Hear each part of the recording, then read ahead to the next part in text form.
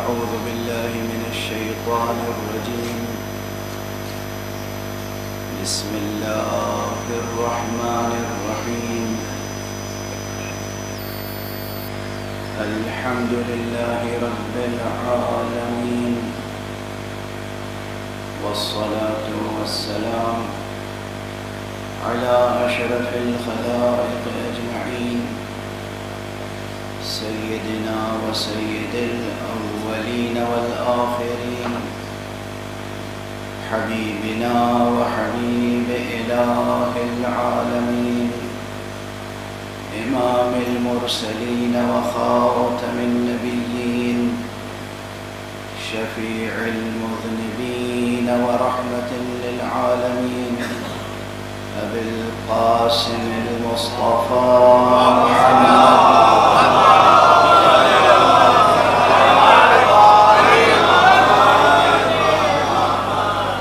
وعلى أهل بيته الطيبين الطاهرين الهداة المهديين المعصومين المظلومين، واللعنة الدائمة على أعداء الحق والدين.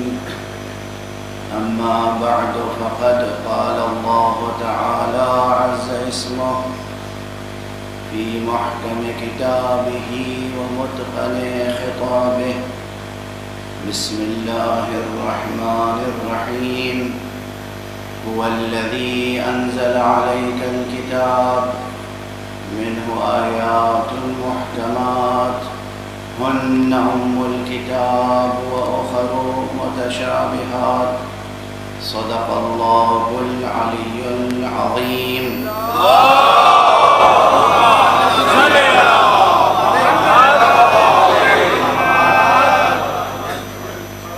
ایک مرتبہ اور بلند تر صدق اللہ.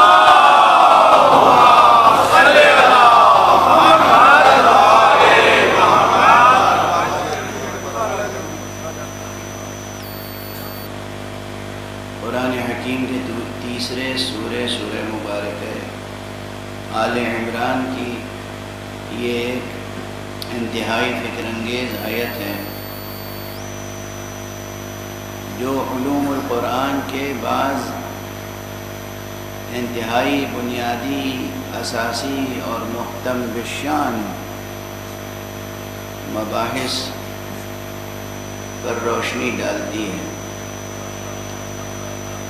اور اسی آیت کریمہ کے ضمن میں امام حسین اور حقائق تعویل کے عنوان سے اس گفتگو کا سلسلہ جاری ہے.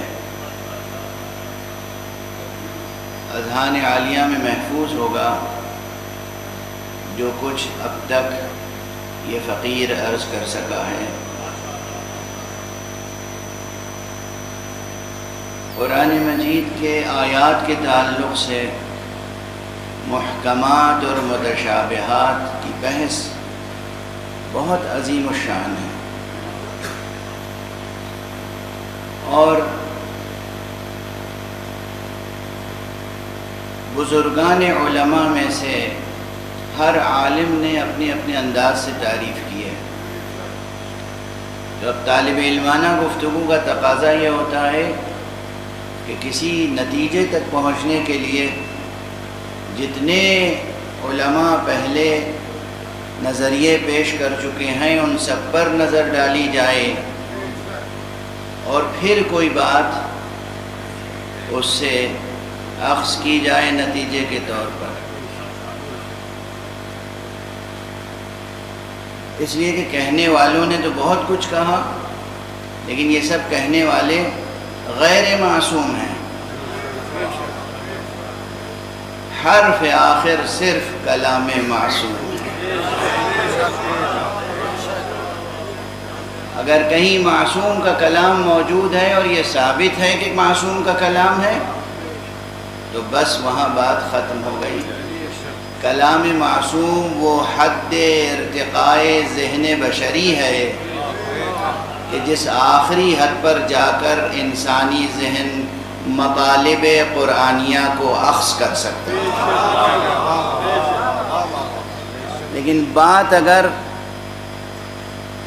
کلام معصوم تک نہیں پہنچی تو پھر کوئی بھی ہو، کتنا ہی بڑا عالم ہو، اس کا احترام ملحوظ رکھا جائے گا، لیکن اس کی بات کو نگاہ تنقید سے دیکھا جائے گا،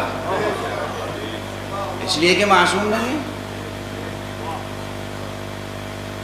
یعنی یہ جسارت نہیں ہے، یہ جرأت نہیں ہے، یہ کسی قسم کی گستاخی نہیں ہے کہ آپ کسی بڑے سے بڑے عالم کی بات پر تنقیدی نگاہ ڈالیں، بلکہ یہ سچی طالب علمانہ شان ہوتی ہے، چونکہ طلب ہے کس کی؟ طلب ہے علم کی۔ علم اور یقین، اس کی طلب بڑی اہمیت رکھتی ہے، اور جب تک اصل معنی تک نہ پہنچ جائے انسان، یقین حاصل نہیں ہوتا۔ یعنی یہ فطرت انسانی ہے، جب تک اصل معنی تک نہ پہنچ جائے یقین حاصل نہیں ہوتا۔ یقین میں اور معنی میں ایک رشتہ ہے۔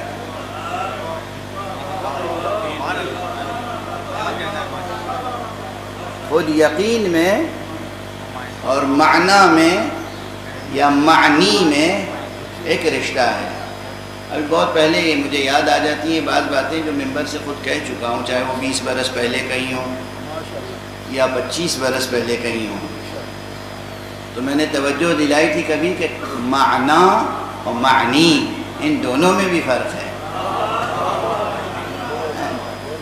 کبھی کبھی تو آڈینس میں ایسے افراد سے ملاقات ہو جاتی ہے کہ جو عجیب و غریب انداز سے مجھ پر علم کے دروازے کھولتے ہیں۔ مثلاً کبھی کبھی میں نامتناہی کہتا ہوں اور کبھی لامتناہی کہتا ہوں، تو لوگ سوال کرتے ہیں کہ ہم سوچتے رہتے ہیں کہ یہ غلط کب کہہ رہے ہیں، صحیح کب کہہ رہے ہیں۔ اب وہ بتانا پڑتا ہے کہ بھئی دونوں صحیح ہیں، لامتناہی یہ عربی کی ترکیب ہو گئی اور نامتناہی فارسی کی ترکیب ہو گئی، دونوں درست ہیں، تو دونوں غلط نہیں ہیں۔ معنی یہ بھی ایک کلمہ ہے اور معنی وہ بھی ایک کلمہ ہے، اور دونوں الفاظ کے معانی میں فرق اور امتیاز اور تفاوت بھی ہے۔ ایک صلوات پڑھ دیجیے۔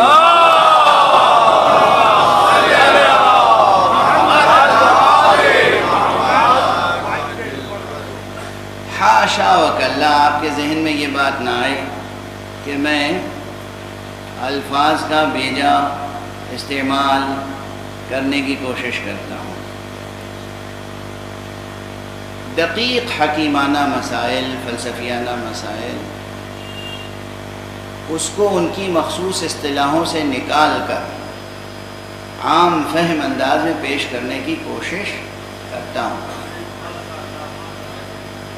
لیکن ساتھ ساتھ میری ایک کوشش یہ ہوتی ہے کہ زبان کا ایک ادبی اور علمی معیار برقرار رہے۔ اور اپنے ایک دوست سے گفتگو ہو رہی تھی، وہ بھی عالم ہے اور خطیب ہیں، اور کسی تیسرے خطیب پر تبصرہ ہو رہا تھا، گزشتگان میں سے جو گزر گئے، موجودہ لوگوں کی بات نہیں کر رہا ہوں، پروردگار ان کے درجات بلند فرمائے۔ تو بات یہ ہو رہی تھی کہ بھائی فلاں کے اسلوب میں کیا آپ کو اچھی بات لگتی ہے اور فلاں کے اسلوب میں کیا اچھی بات لگتی ہے۔ تو کسی ایک صاحب کے بارے میں یہ تبصرہ کیا انہوں نے کہ بھائی وہ بہت سلیس گفتگو کرتے تھے، جو بالکل عام انسان کی ذہنی سطح پر اتر کر گفتگو کرتے تھے۔ بس وہیں پہ میں نے تبصرہ کیا، میں نے کہا دست ادب جوڑ کے یہ عرض کرنا چاہتا ہوں، میں مطالب کو آسان بنا کر، سہل بنا کر عام انسانوں تک پہنچانا ایک ہنر ضرور ہے، مگر اترے بغیر۔ یہ جو آپ نے کہا عام ذہن پر اتر کر، وہ اس میں ایک پہلو ہے خطیب ممبر حسینی ممبر پر بلند ہوتا ہے، اترنے کا حق اسے نہیں ہے۔ کسی پستی میں اترنے کی بات کر رہا ہوں۔ آپ 1 گھنٹے تقریر کیجئے، بہت آسان تقریر کیجئے، مگر عمدن بھی 2-4 لفظ نئے ضرور استعمال کیجئے تاکہ سننے والے جوان ان نئے الفاظ کی جستجو میں خود کوششیں آغاز کریں۔ اگر آپ نے کوئی ایک نیا لفظ بھی نہیں دیا تو پھر کیا دیا؟ اور ہمارے یہ نہیں ہے مقصد کہ اپنی زبادانی کا اظہار کیا جائے، اپنے علم کا اظہار کیا جائے، نہیں، کچھ ایسی بات ضرور کی جائے کہ علم کے نئے دروازے کھلیں۔ اور علم کی کلید بڑی حد تک زبان ہے، یہ الفاظ، نیا لفظ سامنے آئے گا، نئے معانی کی جستجو ہوگی۔ بہرحال یہ الفاظ اور معانی کی جستجو ہی ہے جو محکم اور متشابہ تک لے جاتی ہے۔ کل میں نے عرض کیا تھا کہ بعض الفاظ ایسے ہیں جن کے معنی میں اجمال ہے یا ایک طرح کا ابہام ہے، یا ایک لفظ ہے اس کے ایک سے زیادہ معنی ہیں۔ یہ بحث ہے علمی، لغوی بھی ہے، ادبی بھی ہے، تفسیری بھی ہے، اصولی بھی ہے۔ ایک لفظ کے ایک سے زیادہ معنی ہوتے ہیں، اور اس کی مشہور ترین مثال کیا ہے؟ آپ سے پوچھوں تو آپ کو دینی چاہیے مثال۔ یہ ضروری نہیں ہے کہ آپ کہیں کسی طالب علم سے پوچھئے، مدرسے میں جا کے پوچھئے، آپ کو معلوم ہونی چاہیے کہ ایک لفظ کے ایک سے زیادہ معنی ہوتے ہیں۔ سامنے کی بات ہے، کتنی بار بحثیں ہو چکی ہیں۔ حضور نے فرمایا من کنت مولا فہذا علی مولا، اور لفظ مولا میں آ کر بحث ہوتی ہے کہ مولا کے کتنے معنی ہیں، ہوتی ہے نہیں ہوتی؟ اب اسی وجہ سے تو لفظ، یہ حدیث ماننے کے باوجود اور حدیث کے محکم ہونے کے باوجود لوگوں نے اسے متشابہ بنا دیا۔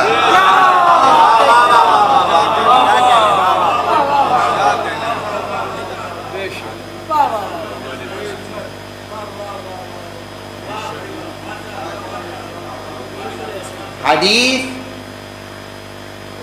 اب میں کہہ سکتا ہوں یہ جملہ کہ یہ حدیث بھی قطعی الصدور ہے۔ عام طور پر حدیثیں غنی الصدور ہوتی ہیں، لیکن یہ حدیث بھی قرآن ہی کی طرح قطعی الصدور ہے، اس لیے کہ اتنے لوگوں نے روایت کی ہے۔ قرآن کو قطعی الصدور کیوں کہتے ہیں؟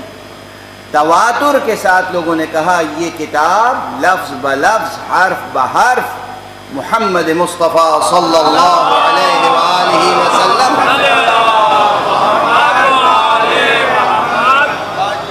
سے ہم تک پہنچی بالتواتر، قطعی تواتر۔ تواتر کا یقین حاصل ہو جاتا ہے کہ حضور نے یہ کہا۔ پوری امت نقل کرتی ہے کہ حضور نے سورہ فاتحہ تعلیم فرمایا، پوری امت نقل کرتی ہے کہ حضور نے سورہ بقرہ تعلیم فرمایا، پوری امت نقل کرتی ہے اسی طرح ہر آیت سے متعلق کہ حضور نے یہ آیت تعلیم فرمائی اور کہا کہ جبرائیل علیہ السلام یہ کلام باری تمہاری ہدایت کے لیے لائے ہیں۔ تو یہ کثیر تعداد میں لوگوں کا بیان کرنا اور نسلاً بعد نسلاً بیان کرنا، یہ یقین پیدا کر دیتا ہے کہ ہاں یہ کلام اسی طرح حضور علیہ السلام نے فرمایا۔ اب یعنی بات تو واضح ہے لیکن واضح تر کر دوں۔ میں تقریر کر رہا ہوں یہاں پر، 1 گھنٹے تقریر کروں گا، جوں کہ تو بہت سے لوگوں کو یاد نہیں رہ جائے گی سوائے ان کیمروں کے، کسی کو یاد نہیں رہ جائے گی، مفہوم یاد رہ جائے گا کہ ہاں یہ باتیں کہیں تھیں، اور اس مفہوم کو جب لوگ نقل کریں گے تو ہر شخص اپنی زبان میں نقل کرے گا۔ اور نتیجہ یہ ہوگا کہ بہت سی باتیں میری کچھ کی کچھ ہو جائیں گی،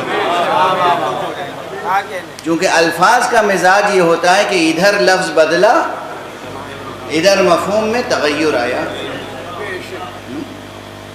یہ مزاج تو جانتے ہیں نا، ارے بھائی اوس جسے کہتے ہیں اسی کو شبنم بھی کہتے ہیں، مگر میر انیس نے جہاں اوس استعمال کیا ہے وہاں اگر شبنم استعمال کیجئے تو مفہوم خراب ہو جاتا ہے، اور جہاں شبنم استعمال کیا ہے وہاں اوس استعمال کیجئے تو مفہوم میں لطف کلام میں فرق آ جاتا ہے۔ تو یہ الفاظ اگر ذرا سا بھی بدلے اور پھر الفاظ کے ساتھ اگر کمپوزیشن چینج ہو گیا، جملے کی ساخت بدل گئی، پھر مفہوم، تو 1 گھنٹے میں میں نے جو کچھ کہا ہے یہ جو سینکڑوں حضرات ہیں یہ ان میں سے ہر ایک اپنے طور پہ نقل کرنا چاہے تو تقریر کا کوئی ایک جز بھی باقی نہیں ہے۔ اب اگر کوئی ایک جملہ ایسا ہو، چاہے 2 لفظوں کا صحیح، 3 لفظوں کا صحیح، 4 لفظوں کا صحیح، جو یہ سینکڑوں کے سینکڑوں سب دہرا رہے ہوں کہ یہ کہا،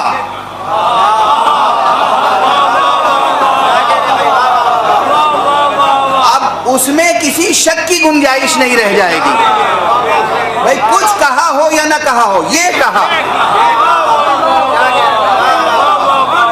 سمجھے آپ تواتر کسے کہتے ہیں؟ اب تواتر یہ فنی بحث ہے، علم رجال کی، علم حدیث کی، علم درایت کی، اس بحث کو میں آپ کے سامنے عرض کر رہا ہوں کہ تواتر کسے کہتے ہیں، متواتر کسے کہتے ہیں۔ سمجھ میں آ گئی یہ مثال کہ یہ سینکڑوں حضرات نے ہماری 1 گھنٹے کی تقریر تو نقل کی اپنے اپنے انداز سے، تو اس سب بیان کو جمع کر کے بھی کوئی قرآن ہاتھ میں لے کر کسی عدالت میں قسم نہیں کھا سکتا کہ یہ کہا، مگر اگر یہ سب کے سب حضرات مل کر کسی ایک جملے کو دہرا رہے ہوں کہ نہیں یہ کہا، تو پھر وہ کہلائے گا متواتر۔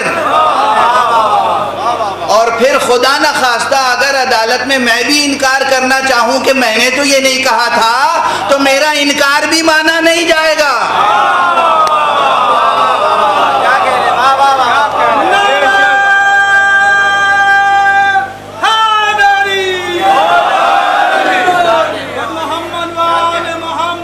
یہ تو دنیاوی مثال تھی،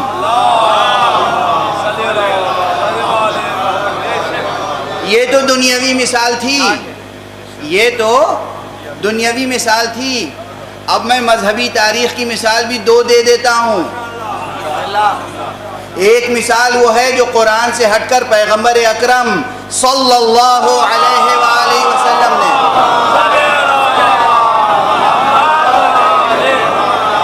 ارشاد فرمایا تھا، 1 گھنٹے سے زیادہ تقریر فرمائی تھی میدان غدیر میں، کم از کم 12 صفحوں پر تقریر لکھی گئی ہے، مگر اس کے ایک ایک جملے دوسرے راویوں نے الگ الگ اپنے اپنے انداز سے نقل کیے، اسی لیے اس میں اشتباہ ہوا کہ یہ کہا تھا یا نہیں، یہ کہا تھا یا نہیں، یہ کہا تھا یا نہیں، مگر جتنے صحابی تھے سب کے سب اس ایک جملے پہ متفق تھے کہ آپ نے فرمایا من کنت مولا فہذا علی مولا۔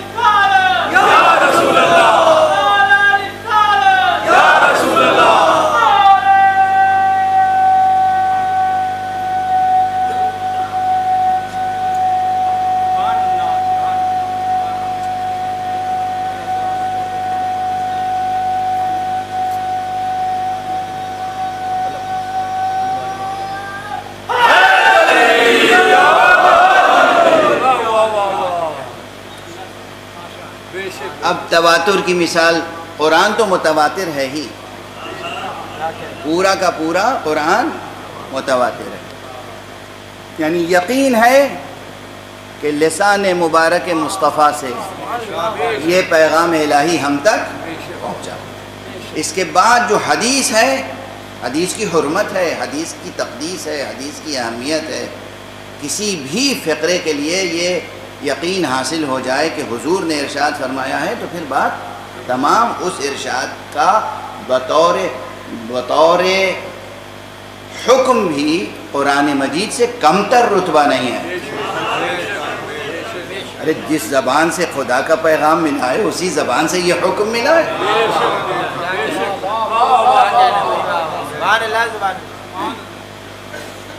تو یہ حدیث مبارک بھی پورے سرمایہ حدیث میں، جس طرح پورے قرآن کے شروع میں بسم اللہ ہے،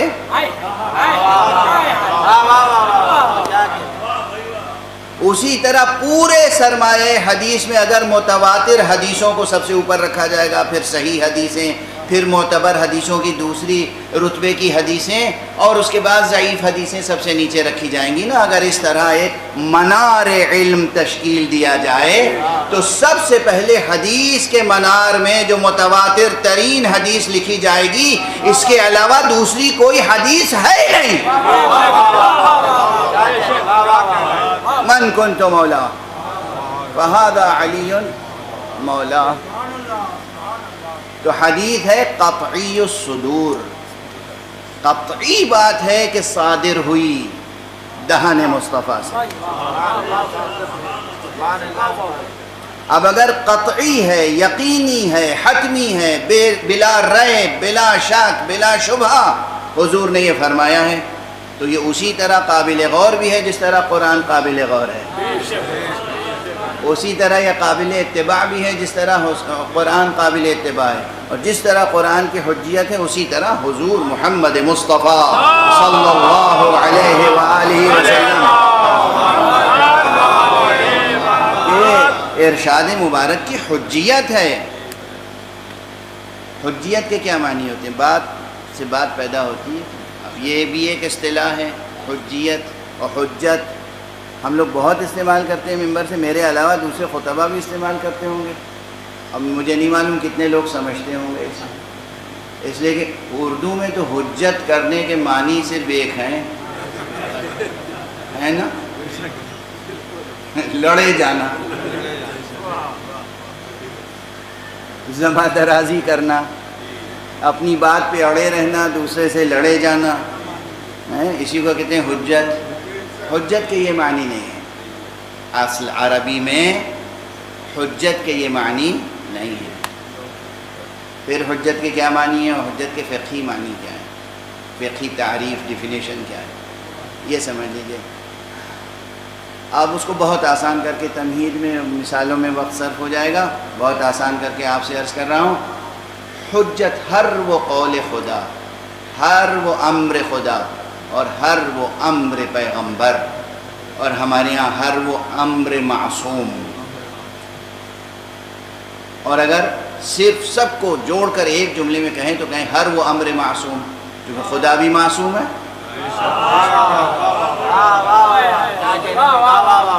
العصمت للہ، اصل عصمت تو خدا کے لیے ہے. خدا معصوم، خدا کا کلام معصوم، خدا کا رسول معصوم، اور پھر رسول جسے کہہ دے معصوم وہ معصوم. ہمارے یہاں خود ساختہ معصوم کا کوئی خانہ نہیں ہے. کوئی ہو، کوئی ہو، کوئی ہو، کوئی ہو، کائناً من کان، کوئی بھی ہو، کوئی خود سے دعویٰ کرے معصوم ہونے کا، ہم اسے معصوم تسلیم نہیں کر سکتے. اور پوری دنیا مل کے کسی کو کہے کہ ہم اسے معصوم بناتے ہیں، تب بھی ہم کسی کو معصوم نہیں سمجھ سکتے.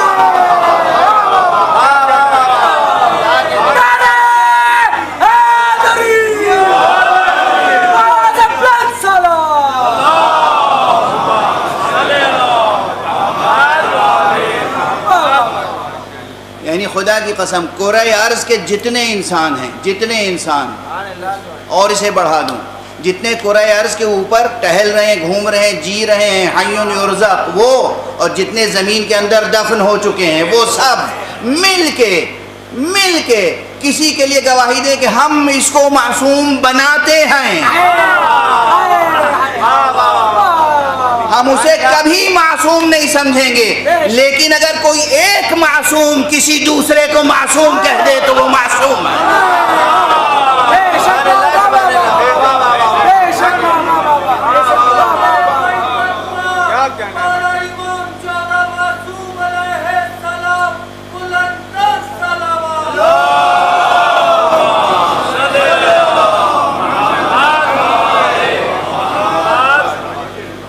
اصل اصیل یہ ذرا لفظوں کے تغیر کے ساتھ اور اصطلاحوں کے تغیر کے ساتھ بہت جگہوں پر استعمال ہوتی ہے، علوم اسلامی میں، فقہ میں، اصول فقہ میں، کلام میں۔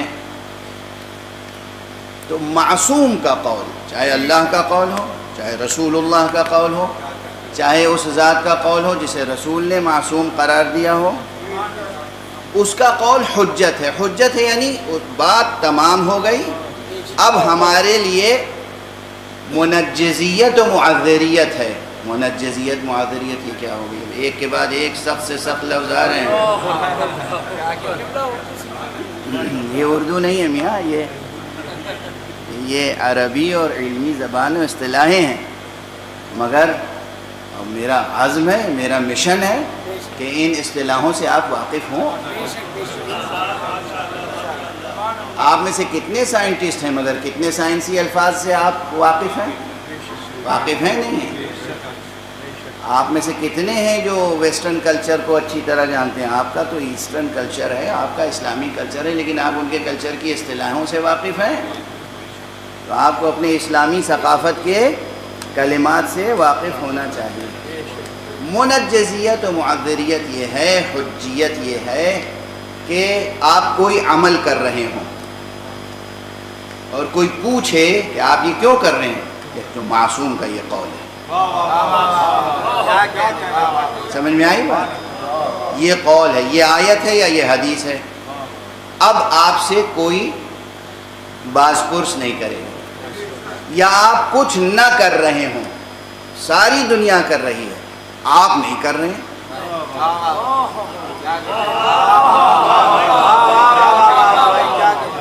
بھائی دیکھیے نا، صرف لفظ تو نہیں منتقل ہو رہا ہے نا، تو دل میں جذبہ بھی پیدا ہو رہا ہے نہیں، ارادہ بھی مضبوط ہو رہا ہے نہیں، وہ کردار ہونا چاہیے نا کہ ہوا کے بہاؤ میں بہہ نہ جائیں۔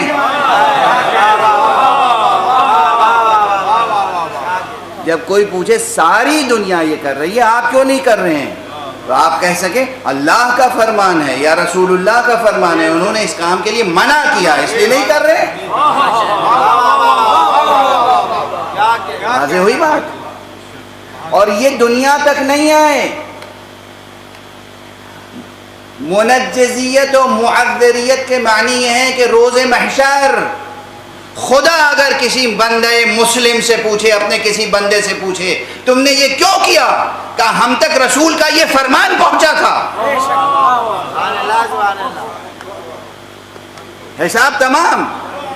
پروردگار پوچھے تم نے یہ کیوں نہیں کیا، کہا رسول اللہ کی کوئی حدیث نہیں تھی ہمارے سامنے، یا یہ ارشاد تھا جس میں منع کیا گیا تھا، حساب تمام۔ تو چاہے انسان کے سامنے ہو یا خدا کے سامنے، جس دلیل کے ساتھ انسان اپنے عمل کو بچا سکے، اپنے کردار کو بچا سکے، وہ ہے حجت۔ اب بتائیے آپ کی حجت کہاں ہے اور یہ حجت کہاں ہے؟ حجت یعنی دلیل۔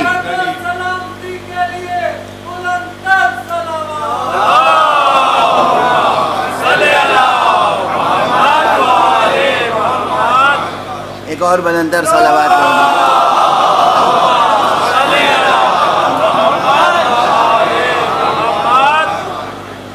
اچھا آپ دیکھیے، میں تو دیکھ رہا ہوں کہ یہ مشکل بحثیں ہیں اور آپ ماشاءاللہ محظوظ ہو رہے ہیں، آپ واہ واہ بھی کر رہے ہیں اور سبحان اللہ بھی کر رہے ہیں اور صلوات بھی پڑھ رہے ہیں۔ اس کے معنی یہ ہے کہ پیغام منتقل ہو رہا ہے۔ اچھا اب کیا یہ صرف میں نے اصطلاحیں بتائیں اور الفاظ نئے نئے استعمال کر لیا آپ کے سامنے اور کوئی اس کا اثر نہیں ہے؟ اثر تو ہوگا، اثر تو ہونا چاہیے۔ یہ پیغام تو اسی میں نہفتہ ہے، اسی میں یہ پیغام موجود ہے کہ اگر کوئی حکم خدا اور حکم رسول سامنے ہے اور اس میں کسی چیز سے روکا گیا ہے تو بس ہمیں رکنا ہے، چاہے پوری دنیا وہ کام کرے یا نہ کرے۔ ہمیں دنیا سے غرض ہے یا خدا سے، خالق دنیا سے؟ دنیا سے غرض ہے یا خالق دنیا سے؟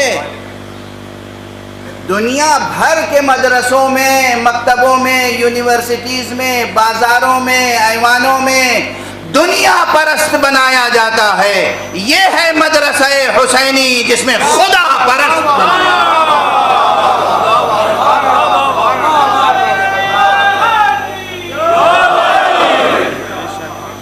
پوری دنیا کسی یزید کی بیعت کر لے،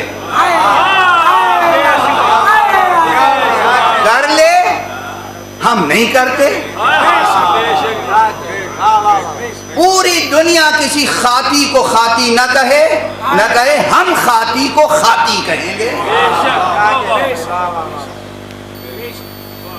تو یہ ہوتی ہے حجیت، یہ ہے معذریت، یہ ہے منجزیت۔ کسی عمل کو انجام دینے کے لیے کافی ہے کہ دلیل ہاتھ میں ہو۔ کیا دلیل؟ قال اللہ قال رسول اللہ۔ کبھی کبھی دلیل نہ کہہ کر اسے حجت کہتے ہیں، کبھی حجت نہ کہہ کر اسے علم کہتے ہیں۔ لفظ علم کا اطلاق کبھی کبھی صرف حجت اور دلیل کے معنی میں ہوتا ہے، اس لیے کہ حجیت علم کی ذاتی خصوصیت ہے۔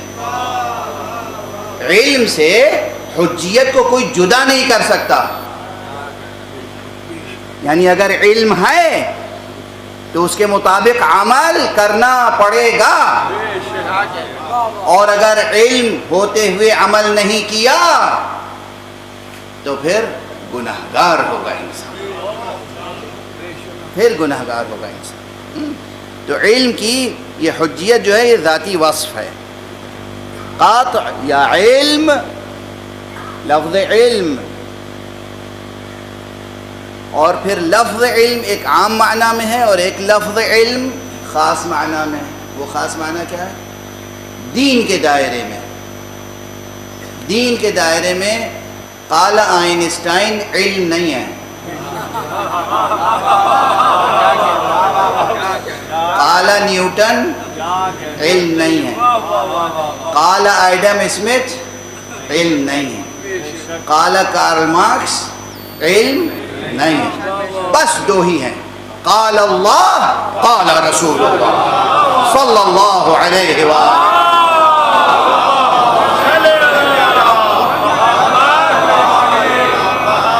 ایک اور بلند صلوات پڑھ دیجیے۔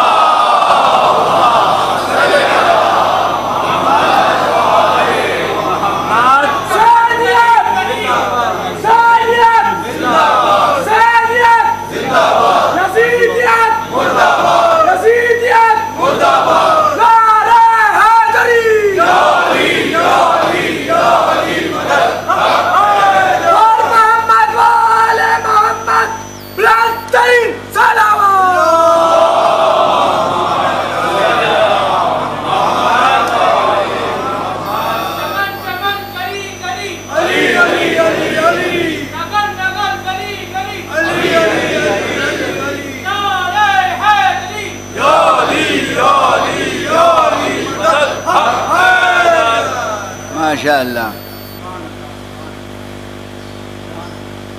آپ حضرات یہ نعرے لگاتے ہیں، جس ذہن کی بھی تخلیق ہے، کیا اچھی تخلیق ہے۔ بے شک بے شک۔ آخر میں جو ختم ہوتا ہے حق حیدر، اس میں کیا معنی ہے؟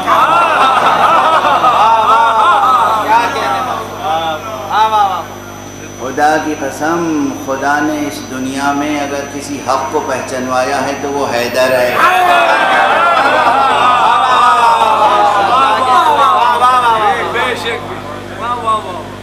وہی حق ہیں اور وہی حق ہیں اور بس وہی حق ہیں۔ تو بات اب پھر میں مربوط رکھوں وہیں تک، اتنی باتیں سمجھ میں آ گئیں۔ اب متن تو واضح ہے کہ حضور نے فرمایا، اور میں نے عرض کیا کہ وہ ہے محکم، حضور نے بیان ایسے کیا تھا کہ وہ محکم ہے۔ لفظ مولا کیا ہو سکتا ہے، اس سے مراد وہ آپ کی پوری تقریر میں موجود تھی وہ بات، لیکن بعد میں لوگوں نے اسے کیا بنا دیا، متشابہ، کہ بھئی لفظ مولا کے یہ بھی معنی ہیں اور لفظ مولا کے وہ بھی معنی ہیں۔ حالانکہ جتنے منکر ہیں نا پڑھے لکھے سب جانتے ہیں لفظ مولا کے کیا معنی ہیں۔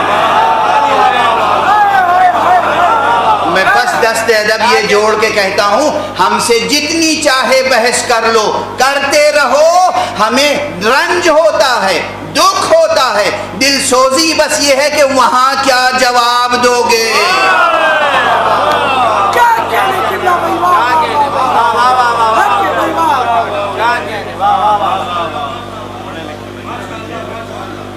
ہم کوئی تمہارے محاسب ہیں؟ نہ ہم تمہارے محاسب نہ تم ہمارے محاسب۔ کیا بات ہے، بے شک۔ نہ آپ کو مجھے حساب دینا ہے نہ ہمیں آپ کو حساب دینا ہے۔ روز حساب ہے، اس روز حساب مصطفیٰ منبر نور پر ہوں گے حضور حق میں۔ اس موقع پر کیا جواب دیں گے جب اللہ سبحانہ و تعالی دریافت کرے گا، میرے حبیب، میرے پیغمبر، میرے نبی مصطفیٰ نے یہ پیغام پہنچایا تھا، تم نے کیسے اس پیغام کو ضائع کر دیا؟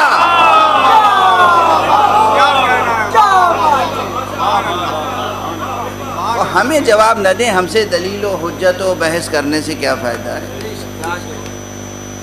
ہر شخص اپنا اپنا جواب تیار رکھے روز حساب کے لیے، ہر فرد۔ اور آپ سے بھی دست ادب جوڑ کے یہی عرض کرتا ہوں، زیادہ مناظرے نہ کیا۔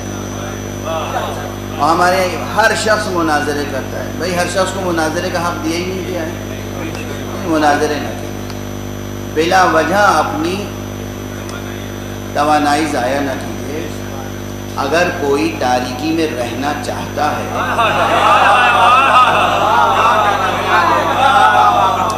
تو آپ کس لیے لے جا کے چراغ اس کے گھر میں رکھ رہے ہیں بار بار؟ آپ چراغ رکھ لیں وہ بجھائے جا رہا ہے، آپ شمع جلاتے ہیں بجھا دیتا ہے، آپ شمع جلاتے ہیں وہ بجھا دیتا ہے۔ بار بار جب شمع جلائیں اور کوئی بجھاتا رہے تو آخر میں فیصلہ عقل کا یہی ہوتا ہے کہ اب یہ شمع فانوس میں اپنے پاس رکھ لو یا پردہ غیب میں رکھو۔ صلوات پڑھ لیں محمد والے۔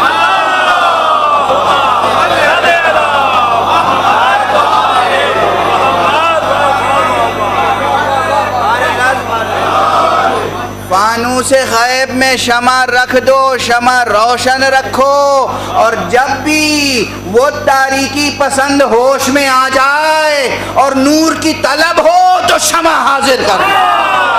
صلوات پڑھ دیں محمد والے۔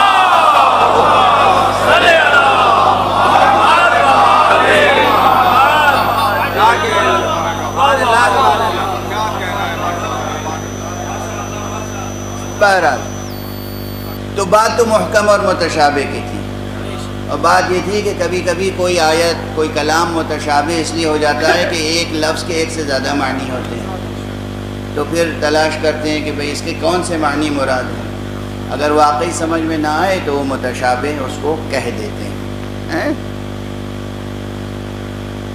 قرآن مجید میں ایک کلام ہے، مثال کے طور پر آج ایک کی مثال دے رہا ہوں اور بہت مشہور مثال، سورہ مبارکہ اخلاص۔ بسم اللہ الرحمن الرحیم، قل هو اللہ احد اللہ الصمد لم یلد ولم یولد ولم یکن له کفوا احد۔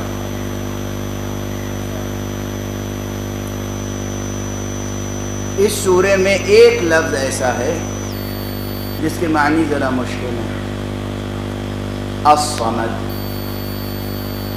اب ڈکشنری اٹھا کے لوگ دیکھتے ہیں سمد کے کیا معنی۔ تو یہ اختلاف اسی وقت ہوا صدر اسلام میں، حضور کے فوراً بعد۔ اور بہت سے لوگ اس وقت بھی مدعیان علم تھے. مدعی بننے میں کیا خرچ ہوتا ہے؟ تو ایک دوسرے کے سامنے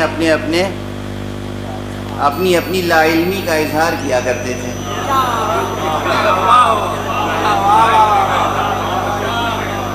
اور تفریقے ہوا کرتے تھے. ہمیشہ یہی ہوتا ہے، میں یہ سمجھتا ہوں اور میں یہ کہتا ہوں.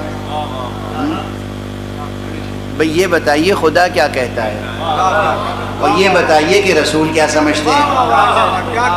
یہ مت بتائیے کہ آپ کیا سمجھتے ہیں اور آپ کیا کہتے ہیں. دین کی راہ میں، بلکہ دنیا و آخرت کی راہ میں انسانوں کو بس یہ بتائیے خدا کیا کہتا ہے اور رسول کیا فرماتے ہیں اور رسول کیا سمجھتے ہیں. یہ زحمت نہ فرمائیں کہ میں یہ سمجھتا ہوں. آپ کیا اور آپ کی سمجھ کیا. کوئی بھی ہو، کائناً من کان، کوئی بھی ہو، خدا کیا فرماتا ہے اور حضور علیہ الصلاۃ والسلام کیا فرماتے ہیں اور حضور کیا سمجھتے ہیں اور کیا سمجھاتے ہیں. یہ ہے آخری بات. ہم جو ائمہ اطہار کو تسلیم کرتے ہیں اور مانتے ہیں دل و جان سے، کیوں مانتے ہیں؟ اس لیے کہ انہوں نے اپنی طرف سے کچھ نہیں کہا. جو اللہ نے کہا وہ بتایا، جو رسول نے کہا اور سمجھایا وہ بتایا اور وہ سمجھایا. تو بہرحال وہ اختلاف تھا. اب دیکھیے نا، یہ صورتحال تھی مدینہ منورہ میں مسجد پیغمبر صلی اللہ علیہ وآلہ وسلم.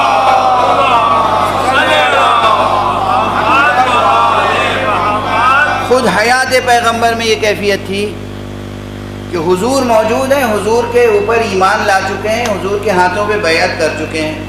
اس کے بعد لوگ ادھر ادھر یہودی علماء کے پاس جا کے بیٹھتے تھے اور آ کے حضور کے سامنے نقل کرتے تھے، فلاں عالم یہ کہہ رہا تھا اور فلاں عالم یہ کہہ رہا تھا. اگر ہم نے بتانا شروع کر دیا کہ کس کے رشتے یہودیوں سے تھے،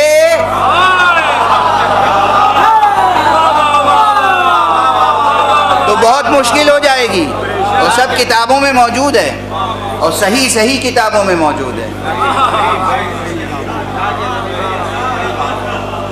حضور موجود، حضور کیوں؟ اسی دور سے شروع ہو گئی تھی بات. اور اس کے بعد ایک واقعہ یہ بھی ہوا کہ حضور خود مسجد میں تشریف لائے.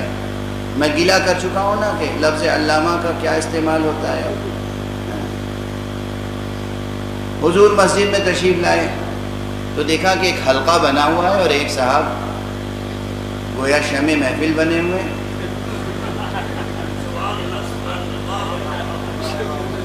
کہا بھائی یہ کیا؟ کہا رجل علامہ.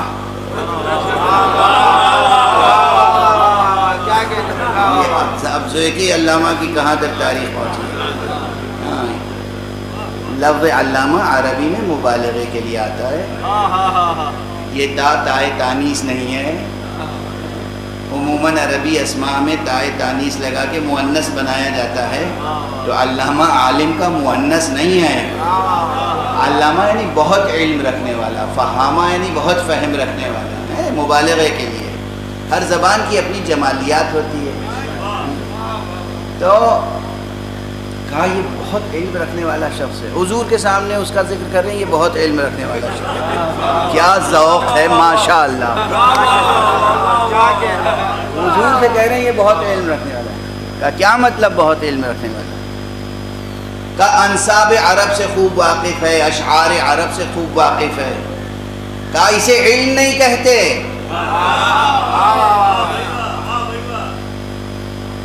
علم تو بس یہ ہے کہ یا آیت محکمہ یا سنت قائمہ، یا سنت قائمہ ہو یا آیت محکمہ ہو. ورنہ یہ جو تم بتا رہے ہو یہ علم نہیں ہے.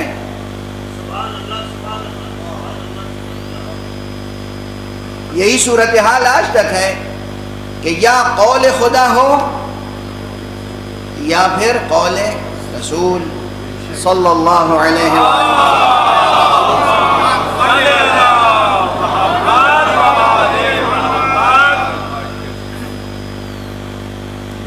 رسول کے دور میں یہ حلقے قائم ہونے لگے تھے تو بعد رسول کتنے حلقے بڑھ گئے ہوں گے. چنانچہ یہ تاریخ ہے کہ بعد پیغمبر امام حسن و امام حسین کے دور میں امام حسن کی کرسی لگی ہوئی ہے، آپ درس ارشاد فرما رہے ہیں، اور پھر 2-4 اور کرسیاں لگی ہوئی ہیں. یعنی غور کیجئے، وہ وجود مبارک و مقدس جس کو رسول نے اپنی زبان چسائی ہو، جس کی زبان چوسی ہو، جو جزو جان پیغمبر ہے، جو خود قرآن ناطق ہے، وہ موجود ہے اور تفسیر قرآن بیان کر رہا ہے، اور جس کے لیے رسول کہہ چکے ہیں کہ یہ اہل جنت کا سید و سردار ہے. پھر پوری امت کا مزاج کیا ہونا چاہیے تھا؟ سب بیٹھ کر سنتے، ہمتن گوش ہوتے، دل کے کانوں سے سنتے کہ جزو بضعِ پیغمبر، جزء پیغمبر کیا ارشاد فرما رہے ہیں. مگر ہر ایک نے اپنی اپنی کرسیاں الگ الگ لگائی کہ ہم بھی کچھ جانتے ہیں، ہم بھی منہ میں زبان رکھتے ہیں. تو اختلافات پیدا ہوئے. اب دور حضرت آقا ابو عبداللہ الحسین علیہ السلام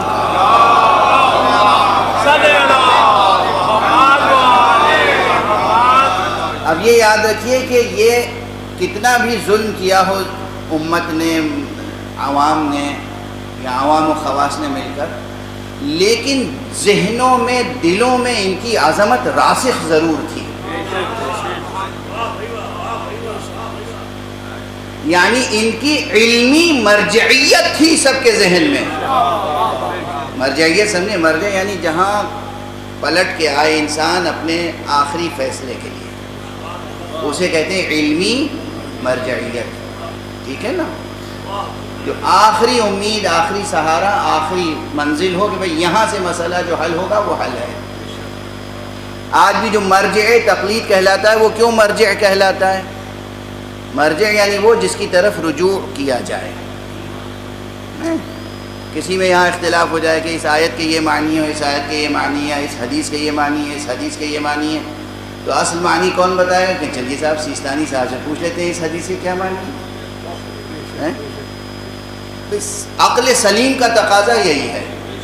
یہ اور بات ہے کہ یوٹیوب پر بیٹھ کر آپ سیستانی صاحب کو حدیث کے معنی بتائیں.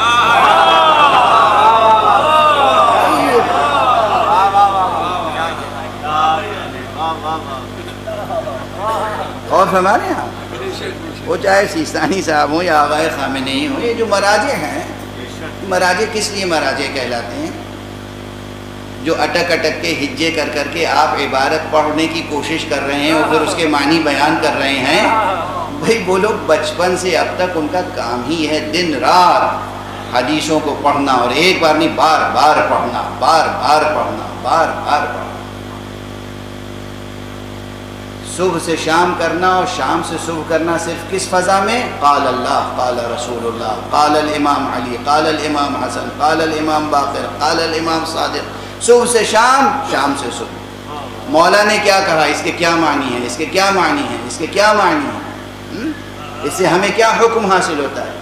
تو جو مسلسل اسی تحقیق و جستجو میں ہو اور اس کا ایک مرتبہ قائم ہو جائے، اس کا حرف معتبر ہوتا ہے، اسے مرجعیت حاصل ہوتی ہے.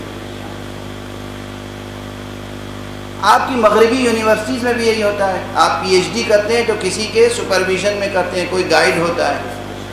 آپ بھی بالغ ہیں، وہ بھی بالغ ہیں، آپ کو بھی لکھنا پڑھنا آتا ہے، اسے بھی لکھنا پڑھنا آتا ہے. تو جب پی ایچ ڈی کر رہے ہیں تو کسی گائیڈ کی کیا ضرورت ہے آپ کو؟ ہے نہیں؟ نہیں. آپ جب ریسرچ کر رہے ہیں تو ایک گائیڈ ہر دنیا کی ہر یونیورسٹی میں ہوتا ہے. اس گائیڈ کا کہا ہوا کچھ اثر رکھتا ہے نہیں، کچھ وزن رکھتا ہے نہیں. اب وقت تو بہت تیزی سے گزر گیا، کیا کروں، مگر میں اپنے اسلوب سے آج دھیرے دھیرے بات آگے بڑھا رہا ہوں. آپ سب کو ماشاءاللہ شاعری کا بھی بہت شوق ہے. تو ایک واقعہ سن لیجئے لکھنؤ کا. جناب مرزا دبیر، کوئی چھوٹا نام نہیں ہے، سب جانتے ہیں. جناب مرزا دبیر نے شاعری شروع کی اور انہوں نے اپنا کلام کسی استاد کو دکھایا، اس استاد نے کوئی ایک لفظ بدل دی، وہاں پر ایک لفظ کو بدل دیا. اب وہ لکھنؤ والے یہ کہتے ہیں لفظ بدل دی، دلی والے کہتے ہیں لفظ بدل دیا. تو یہ بھی دونوں جملے صحیح تھے، غلط نہیں تھے. اچھا، جناب مرزا دبیر مطمئن نہیں ہوئے اپنے اس استاد کی اصلاح سے، تو گئے جناب شیخ ناسخ کے پاس، اور شیخ ناسخ سے کہا میں نے یہ مصرع کہا تھا، استاد نے یہ اصلاح کی ہے. کہاں استاد نے صحیح اصلاح کی ہے. کہنے لگے حضور وہ کتاب میں یہ لکھا ہے. ناسخ بڑے جلالی تھے، شیخ ناسخ کہلاتے تھے. انہوں نے ڈنڈا اٹھایا اور دوڑانا شروع کیا. کہا تم مجھے کتاب کا حوالہ دیتے ہو؟ کتاب پڑھتے پڑھتے میاں ہم خود کتاب ہو چکے ہیں، ہمارا کہا حجت ہے. کبھی استاد کے سامنے کتاب کافی نہیں ہوتی.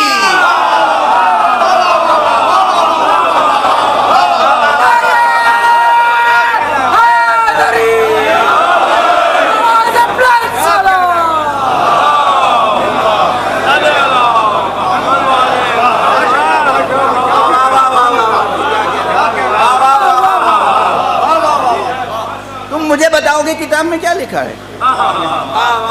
دبیر مرزا صاحب خاموش گھر آ گئے. استاد کی اصلاح دل و جان سے قبول کر لی.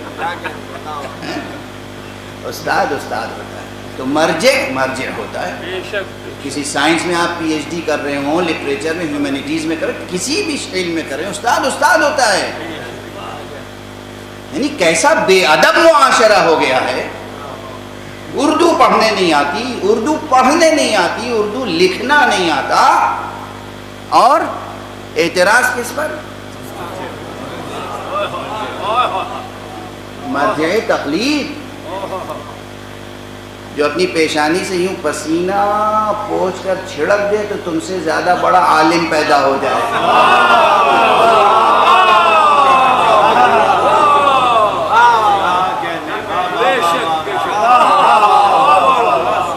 آپ کیا سمجھتے ہیں اپنے علماء کو؟ کیا سمجھتے ہیں اپنے علماء؟ بغیر چشم کرم باب علم کوئی عالم نہیں بنتا. اسی لیے امریکہ بلاتا رہے، کینیڈا بلاتا رہے، آسٹریلیا، ساری دنیا بلاتی رہے اور عیش و آرام اور عشرت اور آسائش مہیا کرنے کے لیے وعدے کرے، آمادہ کرے، ڈالر قدموں میں ڈالے، مگر دروازے مولا علی چھوڑنے کو تیار نہیں.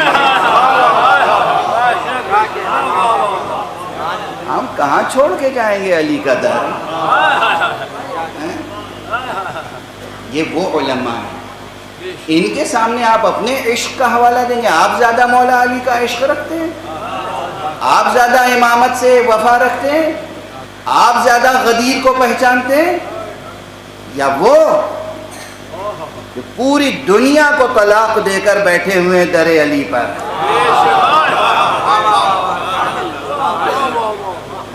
بہرحال بس اتنا جملہ کافی. ایک ہوتی ہے علمی مرجعیت، جہاں ہر شخص سوچتا ہے کہ ہاں یہاں سے جواب ملے گا.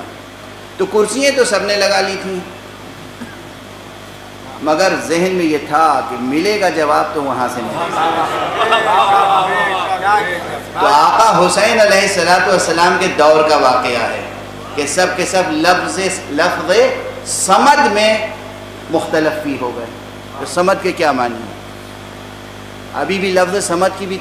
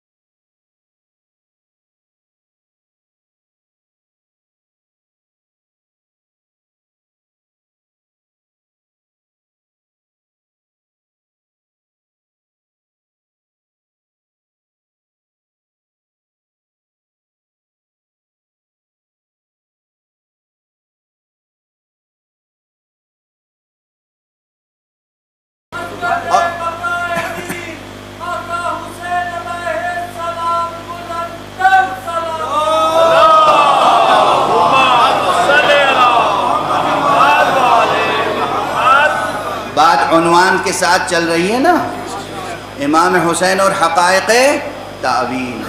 لفظ صمد کی تعویل میں بحث شروع ہوئی، حل کس نے کی؟ امام حسین۔ اور اس طرح حل کی کہ گویا چند سطروں میں اصول تفسیر و تعویل بھی بیان کر دیا، دلیل کے ساتھ بیان کیا، اور رہنمائی ایسی فرمائی کہ قرآن مجید میں کسی لفظ کے معنی تلاش کرنے ہوں تو پہلے قرآن ہی میں تلاش کرو۔ بس گفتگو کو یہاں آج روکتا ہوں۔ یہ شان قرآن میں بھی ہے، یہ شان حدیث پیغمبر میں بھی ہے، یہ شان کلام ائمہ میں بھی ہے، اور یہی وہ ہستیاں ہیں کہ ان سے قرآن جدا نہیں ہو سکتا، قرآن سے یہ جدا نہیں ہو سکتا۔ جو بھی عقل سلیم رکھتا ہے اور فطرت اولیہ اور فطرت پاکیزہ اور فطرت مستقیمہ رکھتا ہے، اسے یقین ہے کہ ہمیں زلال علم نصیب ہوگا تو اس در سے، اور چاہے یہ سفر میں ہو یا حضر میں، چاہے یہ صلح میں ہو یا جنگ میں۔ یعنی ان کی شان یہ ہے کہ اگر جنگ کرنے کے لیے جا رہے ہیں اور ایک پاؤں رکاب میں رکھ چکے ہیں اور دوسرا پاؤں رکھنا چاہتے ہیں، اور اس وقت بھی کوئی مشکل سے مشکل مسئلہ پوچھ لے تو ایک لمحے میں جواب عطا کرتے ہیں۔ ایک سے زائد مواقع پر خود امیر المؤمنین علی ابن ابی طالب علیہ کی سیرت طیبہ میں یہ واقعات موجود ہیں، اور دیگر ائمہ کی شان میں بھی یہ واقعات موجود ہیں۔ لیکن بس اب آج 4 محرم ہو گئی، یہ جانب رسول، یہ جانب قرآن، یہ قرآن ناطق جو مسجد نبوی میں کرسی درس لگا کر درس قرآن دیا کرتا تھا، حالات ایسے ہوئے کہ پھر مدینے میں رہنا مشکل ہو گیا۔ 2 محرم کو کربلا پہنچے، اور 4 محرم وہ تاریخ ہے جب آقا حسین کے خلاف لشکر کی تعداد میں اضافہ ہو گیا۔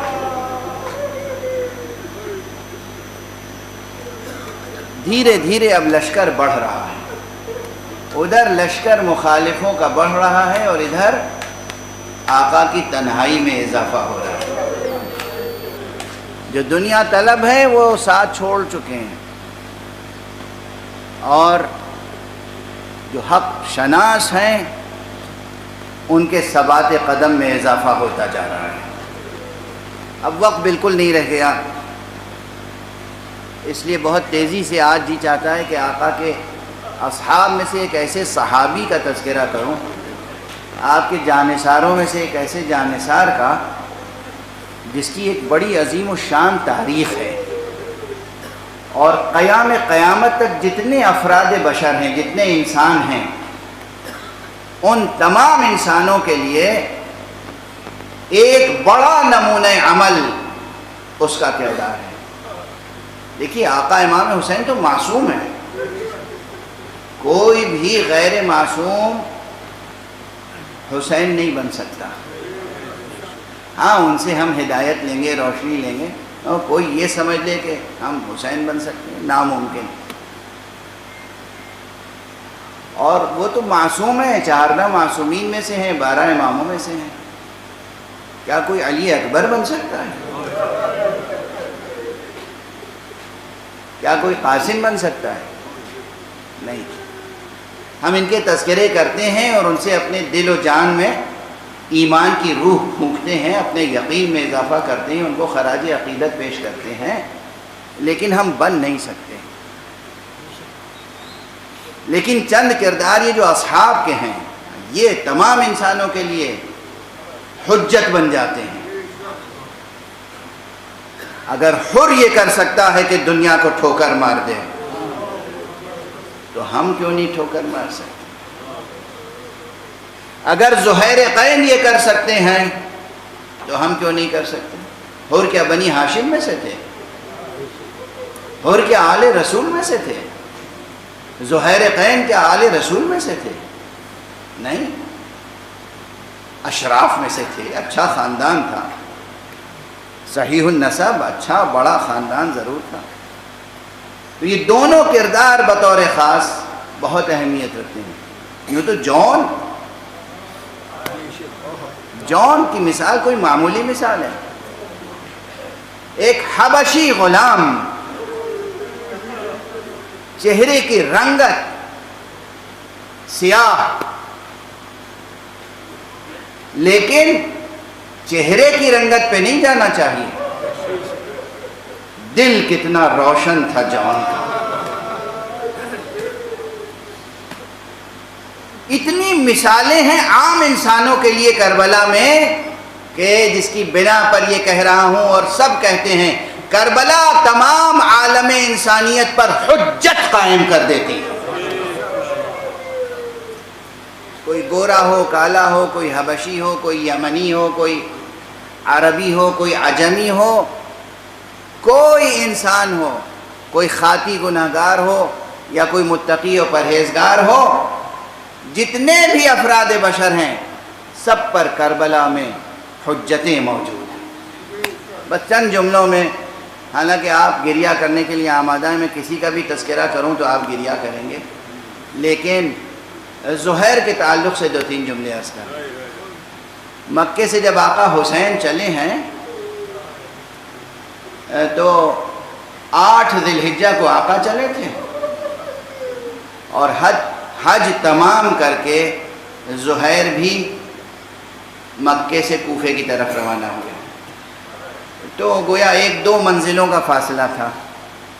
زہیر عمدن اس طرح چلتے تھے کہ کہیں آقا امام حسین کے قافلے کے ساتھ ملحق نہ ہو جائے، ایک فاصلہ برقرار رکھتے تھے. اب یہ فاصلہ کیوں برقرار رکھتے تھے اب اس کے بیان کا موقع نہیں. ایک منزل ایسی آئی کہ جہاں اتفاقاً، اب ہم دنیاوی لحاظ سے کہیں اتفاقاً، لیکن باطنی لحاظ سے کہنا چاہیے کہ گویا امر مشیت کا تقاضا یہ ہوا کہ آقا کے کارواں کے قریب ہی جا کر زہیر نے بھی اپنا خیمہ لگا دیا. ادھر زہیر نے خیمہ لگایا، ادھر آقا نے اپنے غلام کو بھیجا، جاؤ زہیر قین سے کہو حسین بلا رہے ہیں.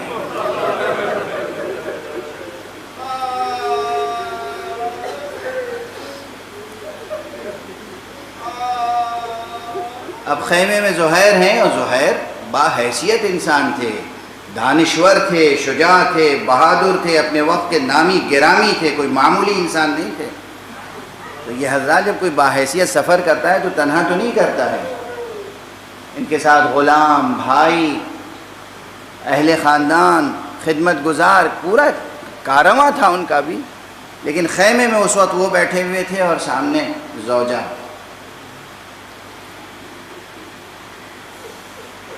جب قاصد کی بات سن کے آئے تو چہرے پر تفکر کے آثار تھے، جیسے سوچ میں ڈوب گئے. زوجہ نے چہرہ دیکھا، کہا زہیر کیا بات ہے، تم سوچ میں کیوں ڈوب گئے؟ کہا جس بات سے بچنا چاہتا تھا وہ ہو گئی. کیا ہوا؟ کہا فرزند رسول حسین ابن علی نے بلایا ہے. کہا پھر کیا ارادہ ہے؟ انہوں نے اپنے تأمل کا اظہار کیا تو زوجہ نے کہا تمہیں شرم نہیں آتی، غیرت نہیں آتی، رسول کا بیٹا بلا رہا ہے اور تم جانے میں پس و پیش کر رہے ہو.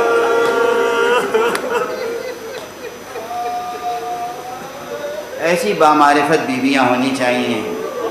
آپ اپنی بچیوں کی ایسی تربیت کیجئے، اپنی خواتین کی ایسی تربیت کیجئے جو آپ کو ہمیشہ خدا کی طرف لے جائیں، حق کی طرف لے جائیں. زہیر نے کہا نہیں میں جاتا. اٹھے، آقا کی خدمت میں گئے. کیا گفتگو ہوئی آقا سے، چند کلمات گفتگو کے بعد واپس آئے تو چہرہ حشاش بشاش. وہ چہرہ جو سوچ میں ڈوبا ہوا تھا وہ چہرہ منور ہو رہا تھا، مشرق، دمکتا ہوا چہرہ. زوجہ نے دیکھا، کہا ہاں آقا سے ملاقات ہو گئی، فرزند رسول سے ملاقات ہو گئی. کہا ہاں ہو گئی، مگر میں ایک بڑا فیصلہ کر رہا ہوں، میں تمہیں طلاق دینا چاہتا ہوں. مجھے اچھی طرح یاد ہے، یہ میرا ہی جملہ ہے، میں نے اسی منبر سے کہا تھا، دنیا میں تمام طلاقیں نفرت کی بنیاد پر ہوتی ہیں، اختلاف کی بنیاد پر ہوتی ہیں، تاریخ میں میری نگاہ میں یہ واحد طلاق ہے جو عشق کی بنیاد پر ہو۔ کہا زہیر یہ کیا کہہ رہے ہو؟ کہا مجھے تم سے بہت محبت ہے، مگر میں طلاق اس لیے دینا چاہتا ہوں، مجھے معلوم ہے کہ میں اب آقا حسین کے ساتھ جاؤں گا اور شہید ہو جاؤں گا، اور مجھے یہ بھی معلوم ہے کہ آقا کی شہادت کے بعد آقا کے اہل حرم اسیر ہوں گے۔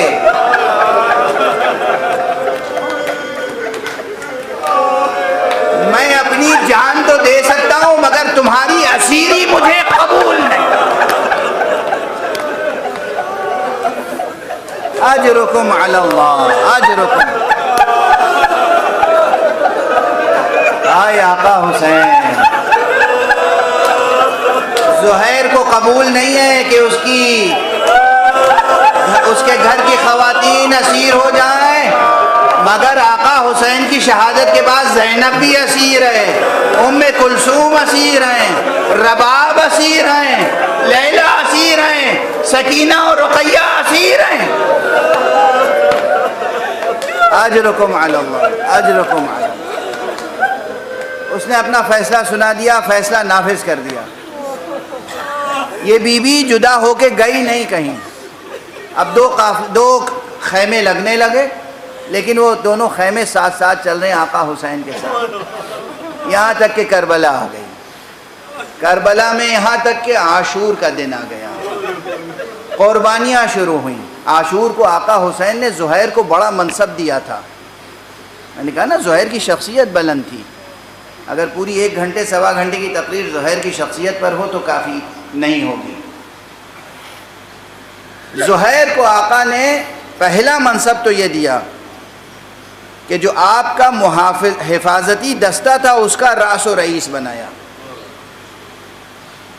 یعنی حضرت عباس کا تو اپنا مرتبہ ہے، وہ بھائی ہیں، علمدار ہیں، وہ سب کچھ ہیں حسین کے لیے، لیکن پھر بھی کچھ وظیفے، کچھ کام بانٹے تھے، تقسیم کیے تھے لوگوں میں، کچھ وظائف۔ تو زہیر قین مولا کے محافظ، مولا کے خیمے کے دروازے پر کھڑے رہتے تھے، جب بھی کوئی آتا تھا پوچھتے کون ہو تم، اور جب کوئی کہتا تھا کہ آقا حسین سے ملنا ہے تو کہتے تھے تمہارے ساتھ اسلحہ تو نہیں ہے، اسلحہ یہاں رکھ دو تب جانے دوں گا ورنہ نہیں جانے دوں گا۔ اب یہ سب واقعات کتابوں میں موجود ہیں۔ ایک تو یہ عہدہ دیا، اپنا خاص محافظ بنایا، اور پھر جب فوج ترتیب دی تو میمنے کا سردار زہیر قین، میسرے کے سردار حبیب ابن مظاہر، قلب لشکر میں ابو الفضل العباس۔